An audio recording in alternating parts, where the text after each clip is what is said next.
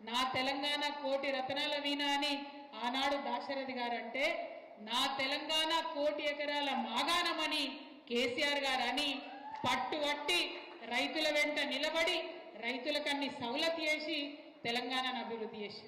మీకు గుర్తుంటది, ఇక్కడ ఉన్న రైతులందరికీ తెలంగాణ రాకముందు మనం నీటి పన్ను కూడా కట్టినాం. నీళ్లకు, మన పొలాలకు వచ్చే నీళ్లకు కూడా పన్ను కట్టినాం. కేసీఆర్ గారు వచ్చి అది మాఫ్ చేసిండు, అన్ని మాఫ్ చేసిరు. రైతు అంటే ప్రాణం కేసీఆర్కి.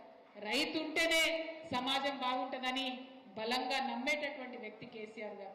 మరి వారు అట్లా నమ్మిను కాబట్టే అన్ని పక్కకు పెట్టి ముందు ప్రాజెక్టులు కట్టాలి, ముందు రైతుకు భరోసా ఇవ్వాలి, రైతు బంధు ఇవ్వాలి, అట్లనే రైతు చనిపోతే 5 లక్షలు ఇవ్వాలి. ఇట్లా ఒకటి కాదు, 2 కాదు, అనేక కార్యక్రమాలు చేసినాం. అన్నిటికన్నా ఎక్కువ మీకు గుర్తుండాలి, కరోనా వచ్చింది, ప్రపంచం అంతా ఆగమైతుంది, అల్లాడిపోతుంది.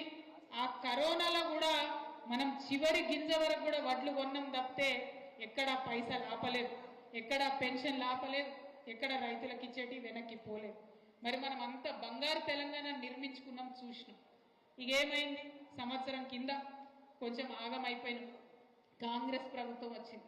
మనకు తెలుసు, కాంగ్రెస్ ప్రభుత్వం అంటేనే మాట తప్పడం. ఆనాడు మనకు చెప్పిండ్రు 2004లో, ఇగో మీకు తెలంగాణ ఇస్తాం, మాతో పొత్తుకూడిరంటే కాంగ్రెస్, టీఆర్ఎస్, అప్పుడు టీఆర్ఎస్ పొత్తుతోని మనం పోయినాం. పోతే గెలిచిండ్రు, రాష్ట్రంలో అధికారంలోకి వచ్చిండ్రు, కేంద్రంలో అధికారంలోకి వచ్చిండ్రు, మాట తప్పిండ్రు, తెలంగాణ ఇచ్చుడు తప్పిండ్రు. 10 ఏళ్ళు మనని అరిగోస పెట్టిండ్రు.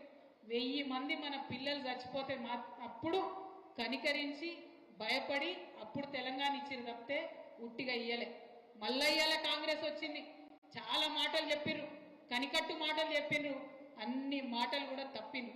ఎంత దారుణం అంటే, సోనియా గాంధీ గారి ఫోటో, రాహుల్ గాంధీ గారి ఫోటో పెట్టి సంతకాలు రాసి గ్యారెంటీ కార్డులు ఇంటింటికి తిరిగి ఆనాడు పంచుకున్నారు. కానీ ఇవాళ మాత్రం ఎన్నిసార్లు అడిగినా సిగ్గు లేకుండా తప్పించుకుంటున్నారు తప్పితే ఎక్కడ కూడా జవాబిస్తలేరు, జవాబుదారీగా ఉండలేరు.